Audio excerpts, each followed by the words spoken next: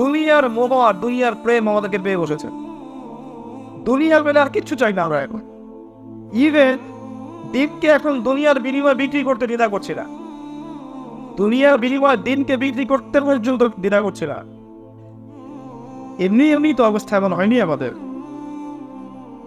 যে কোনো দিকে তাকাবেন, যত দুর্নীতি আছে বেশিরভাগ আমরাই করছি। দেখেন, আমরা সুদ খাচ্ছি।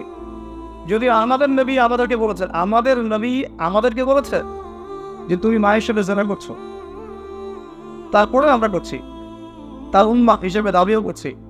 নবীর উম্মত হয়ে আমরা ঘুষ খাই। মুহাম্মদ সাল্লাল্লাহু আলাইহি ওয়াসাল্লামের উম্মত হয়ে আমরা দুর্নীতি করি।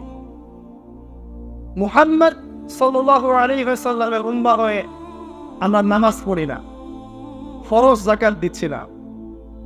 অনেকে তো কোরআনের নাম শুনেছি, কখনো চোখেও দেখি নাই।